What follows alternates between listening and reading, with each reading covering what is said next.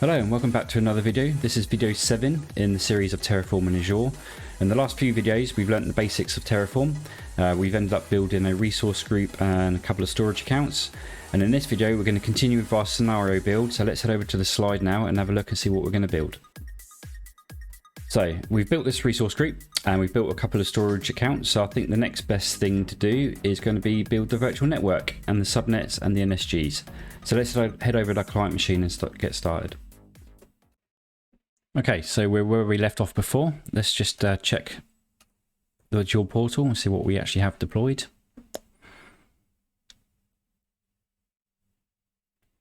So we have our resource group and we should have 2 storage accounts inside yet.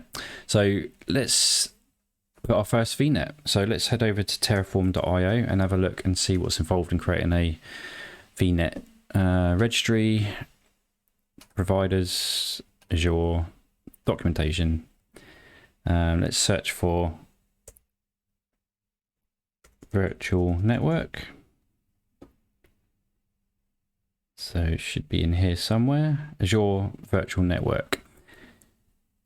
So it looks like currently Terraform does actually provide 2 ways to create subnets in a virtual network. You can provide it standalone, which is what we're going to do, and you can also define it in line as a virtual network resource. Now the reason we're going to do standalone is because we want to use the for each loop approach with a variable to be able to add additional subnets in the future. So that's why we're going to stick with standalone. So let's go down and look at an example. So let's grab this block, which is the virtual network create, and let's go and stick that in our code. Obviously, we split the files out in the last video, or a couple of videos ago. So the main.tf is where we can stick our resources, obviously providers in there, and then we've got a separate file for our variables. Just make sure you paste it into the main.tf. We don't want it to be called example. We'll just call it VNet. We're only going to have 1 virtual network on this. Obviously, we need to give it a name. It needs a location. Let's clear these out for the minute. Okay, so we know we're going to create a subnet separately, so let's get rid of that. And we know we're going to give it some tags, and we've already got a variable for tags. In fact, note we change it to a local. So let's use local.tags. So that's that sorted. We don't need a DNS server because our virtual network is just going to use Azure default DNS. Obviously, if you had your own DNS servers, you could specify that, which is what you typically do if you had a larger estate. Okay, so name. We want the name of our virtual network. So let's call it VNet. Project name, in this case, our RPG TF, and we want it to be dev because obviously we're going to create different environments for prod and pre-prod, and obviously we don't want to hard code that. So we have already used a technique here where we can insert the environment variable. So if we scroll up, remember this environment we've set here. So we can grab this from a previous usage. And I also want it in lowercase, so I'm going to make sure I use that as well. So let's stick it in there. Okay, so that our name is going to be VNet RPG TF dev in lowercase. Now the location, obviously we want it to be in the same location as our resource group. So Azure RM resource group main.location. Should be all familiar with this now. And of the resource group, it's going to be rgmain.name. Now it needs an address space. Now obviously we don't want to hard code it there either because a different environment's going to have different address spaces and we don't want any overlapping, so we want to make sure they're all unique. So let's create a new variable for that. Let's give it the same name just for simplicity. So let's create a new variable for that address space. It's going to be a type. If I can't type, type is going to be of type list string. The reason we've got to do this is because we've got to provide it a block because you can give it multiple address spaces. Terraform or Azure in this case is expecting it to be in a block of strings, so that's why we're going to specify it as a type of list. We're going to give it a default of what's a good range to use. So this is where we need to actually specify it in brackets, square brackets, so that we can add multiple addresses if we want. 10.4.0.0/16. That's a good enough range. So if we head back over to our main, so let's now use that variable, which is that. Okay, so I think we've got enough to build our virtual network now. Looks good. So let's just do a Terraform plan. Okay, it didn't like the variable address space for some reason. It's got a space on in there. What have I got wrong? And I've got a space there. So let's fix that. Hopefully that's all it was. Okay, no complaints this time. It's going to apply. So let's run that now. Okay, it's all good. It's green, so it's one resource added. So let's head over and have a look and see if it's in our resource group yet. There we go, our VNet. So let's have a look at that. It's got the address space that we defined. It won't have any subnets yet because we haven't created them. So let's create those now. So actually, Terraform.io. Let's have a look at subnets. Azure RM subnet. No, we want the resource.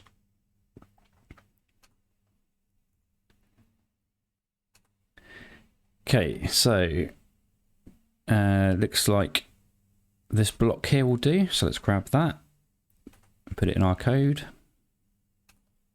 Take a look. Obviously, you don't want to call it that. Let's call it subs.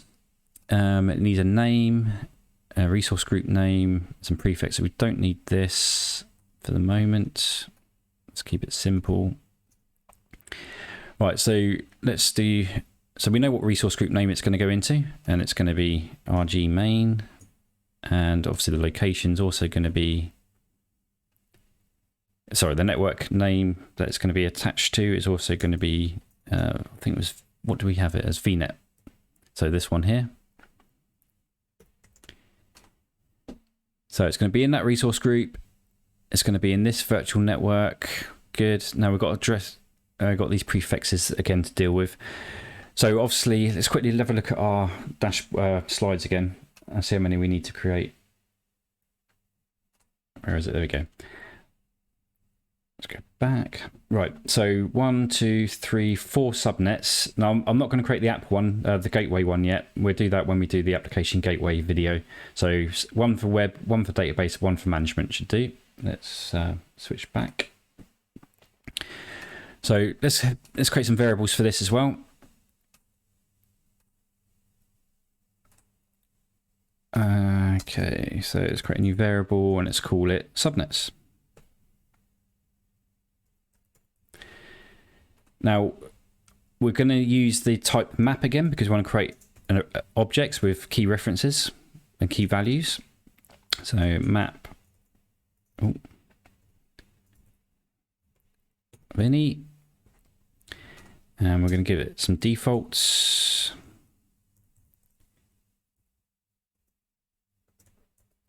Right, so the first one was going to be web.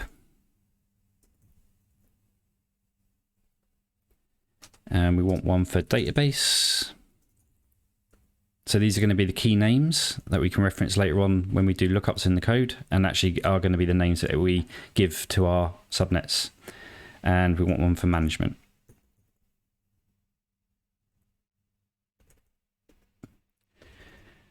Okay, so we've got our names. So let's head back over here again. So that's what we can use here. So we don't forget, we need to do the for each. var subnets. So remember, it's now going to iterate through that list of subnets in our variables here. So it's going to go through 3 times in this case and provide the value. And we want the name to be the each.key. So the name. So the first one's going to be called web, second one database, third one management. And obviously we need some prefixes here, so let's grab that And let's add some additional stuff to our variables. So for web, let's call it 10 for 10/24.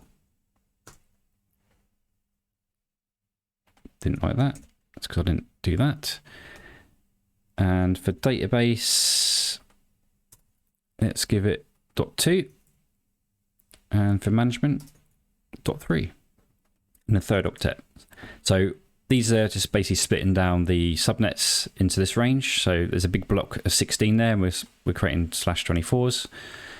So there's no overlapping, and it's all within the rules of the address space.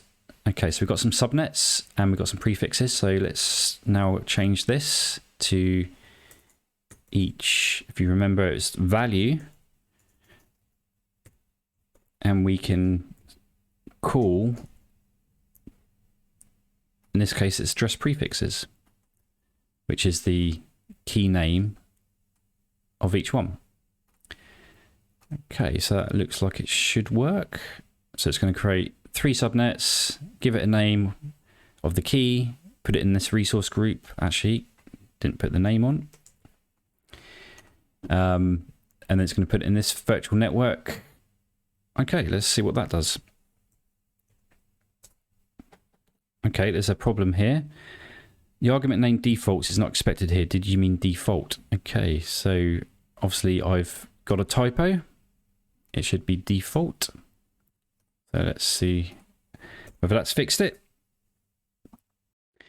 Okay, so we've got another error thrown at us here. Inappropriate value for attribute address prefixes. List of string is required. Address value is that. Okay. What's wrong with that then? Okay, I see. I should have put these in square brackets because it's a block of addresses that it's expecting, not just a single string. So let's fix that.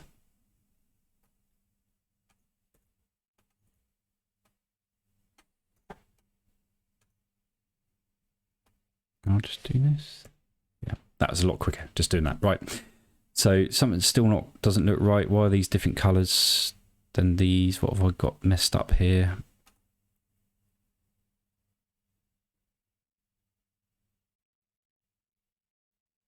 I've missed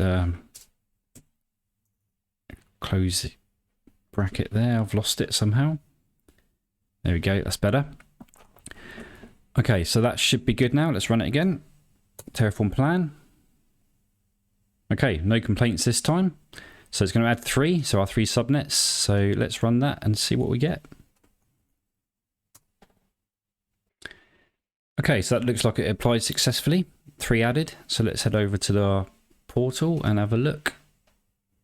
Refresh the subnets. There we go. You've got our 3 subnets associated with this virtual network. So let's just go in properly. So this is our virtual network, and we now have 3 subnets associated. So all good there. So the next thing we need to do is actually create some network security groups that we're going to associate with each of these subnets. So just as a reminder, let's bring up the slide again. So we've created this virtual network now. We've created these subnets. Well, sorry, the web.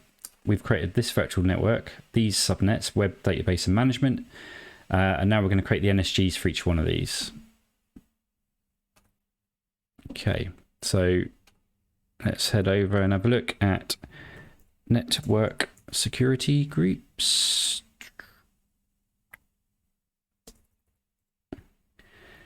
Okay, so so it looks like there's actually, yeah, so you create a network security group. And you create some rules, but we'll create them separately. So let's grab this again as an example. And go back to our main. And let's have a look. So network security group, let's call it NSGs. We create the rules separately because we want to be able to control the rules.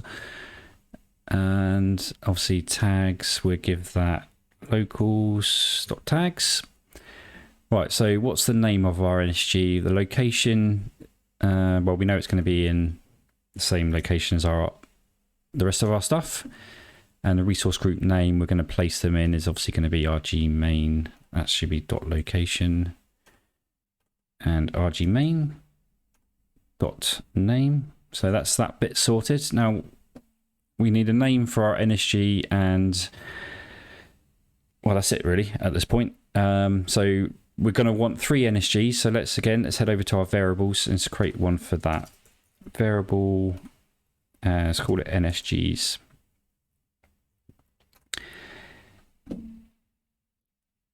Again, let's use the our favorite type of map init, and let's give it some defaults. So the first one is going to be for our web, and the second one will be for our database,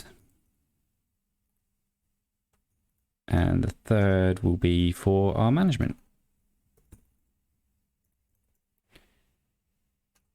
So if we loop through this, it's going to create our 3 NSGs. So let's go over and have a look on how we're going to do that. So we've got a name. Obviously, we've now got a key that we can give the name from that list of in our variable list for NSGs. So let's do the old for each var NSGs, and the name we want is to be NSG dash project, and this actually type the word project, RPG dash TF dash, and then the name of our NSG, which will be each dot value, and then obviously what did we have? Oh no, it won't be each dot value, will it? It'll be each dot key. So it will be that name, or that name as it loops through. Okay, so that should be enough to create our NSGs now, I think.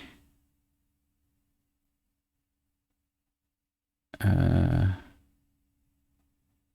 think we might need to do some associations though. Network, location, resource group name. Right, let's see what that does. So let's do a plan.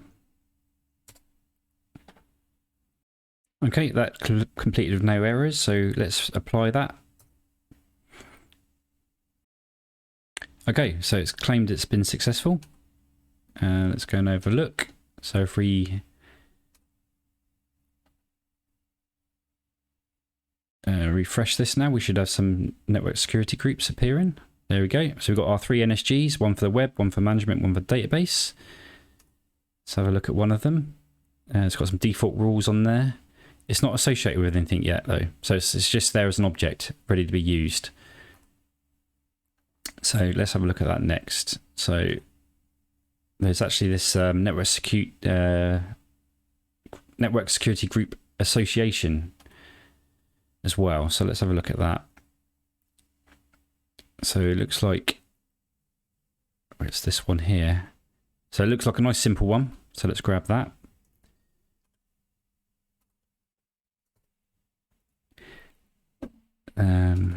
Let's call it subs to NSG. Right, so a subnet ID, it needs a subnet ID and a security ID. So but all we basically need to do is provide it, link the two with the subnets we've created and the NSGs we've created, just link them. So how are we going to do that? Well, we've already got a list of NSGs in our variables, haven't we? So, and the names, the keys, web, database and management are the same as the keys for our subnets. So this should be really quite simple. So the subnet ID is actually going to be Azure. Let's not forget, we've got to do the for each var.nsgs. And the subnet ID is going to be Azure RM subs, which is this group up here, and we want the key, the name, which happens to be the same as our. So we can just do each dot key dot ID. So what that's going to do is it's going to iterate through our list and go. So the first one it's going to look at is web. It's going to go to the subnet, this subnet with the same name, find it and grab the ID. So that's how it's going to associate the subnet. And now obviously the network security group is going to be pretty much the same, but it's going to be this one up here. So it's going to be Azure RM virtual, network security groups, NSG. So these, and we want to grab the same value there, each dot key, and in this case dot ID. So I think that will go through our list of NSGs. The first one being web, and it's going to then go Azure subnet.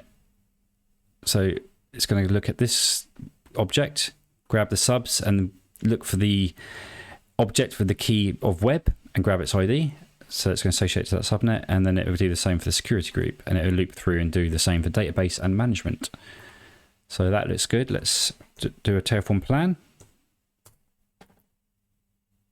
Okay, let's now apply that and see what we get. Okay, that completed successfully. So if we now head over to our portal again, we should hopefully see that this, if I refresh this, it should be now associated with a subnet, which it is. And that should be the same for all of our NSGs, should be associated with one subnet. And if we have a look at the subnet itself, it should show that we've got our security groups associated. So management to management, web to web, database to database, all good. Happy with the defaults for the moment. So the rules, that is. Obviously, at the moment, there is no inbound connection from the internet. We're going to need that on our management, because obviously that's where our jump box server is going to sit, and we need to be able to access it. And at the moment, you can see that there's no actual inbound access to that. So let's create a security rule, an inbound rule, and associate it with this subnet. So let's head over to our Terraform IO again, and let's look for network security group rules, maybe. Network security group. There we go. Let's create a rule. So let's have a look. So looks like a simple one again. So let's grab that, paste it into our code and take a look. So let's call this NSG rules. Obviously it needs a name, some other parameters. We know what resource group name it's going to go into, so let's do that now. Dot name. We know what security group it's going to go into. We don't. Well, we do. We know we want it to go management, but we want this to be reusable, don't we? So at some point, we're going to want to add additional rules. So again, let's create a variable for that, and let's see what we're going to need. So variable, let's call it NSG rules. Again, we're going to use that awesome map type of only. Spell it correctly, and let's give it a default. So right now we only need one rule, but obviously we do it this way so that we can have more rules in the future. And our first rule is going to be we'll call it RDP. So what other values do we need in here? It makes sense to literally take all of this, doesn't it? So we want a name, which would be our key. So let's grab these and make them in our variables. Let's tidy that up a little bit. Remember, Terraform FMT makes the code look pretty. Well, priority 100, happy with that. Direction is actually going to be inbound.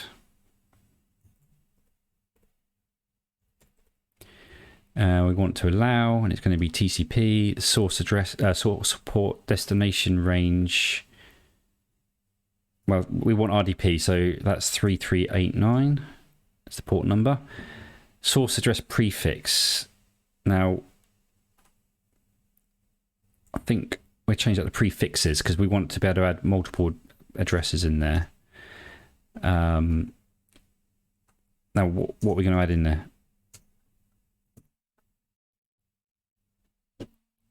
Well, let's find out what the IP address is of our client. What is my IP? Okay, so let's grab that. So we want that. Allow RDP from this IP address, and the destination prefix is fine. And we're also going to need to tell it what network security group to attach it to. So let's create a new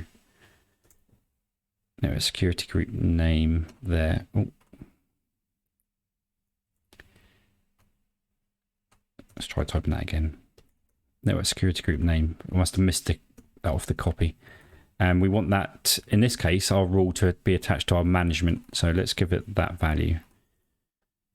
So when we look through this, if we keep these uniform, web database management, and then we can use them as keys and values, which ties them all in nicely.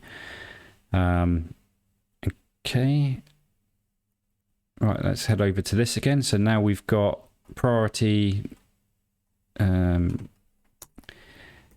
I keep forgetting to do the for each, because obviously we want to loop through that list of NSG rules so that we can add more in the future. The name will be the key. So this is going to be called RDP. So let's give it each.key. Priority, we probably want to go and be able to change that, because obviously each rule has to have a different priority level. So we don't want to hard code that. So we've already put that into our variable. If I can type properly. And that's going to be priority. In fact, it's the same name. So save you watching me type. Let's do some copy and paste action.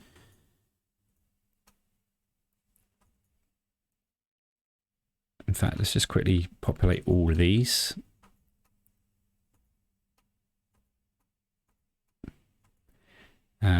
Direction, access, protocol, source port range,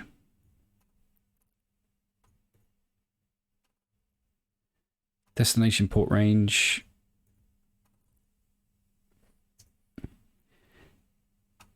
now I'm going to change this to prefixes because we're adding multiple in there. Not that one. The destination, sorry. I didn't copy that one, did I? I missed one. I've really messed up. Sorry, guys. Let me just fix it. So priority, direction, access, protocol, source, destination.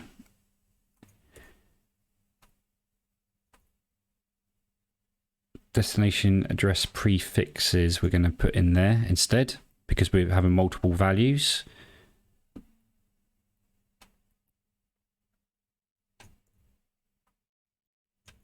Oh, bad copy and paste. And the resource group name we're happy with, and obviously the network security group name we can now use. Network security group, NSGs,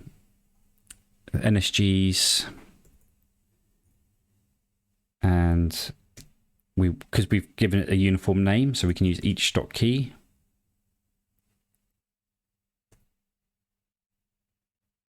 No, it won't be each.key, it'll be each.value, and we can specify what do we have as the network security group name, so management.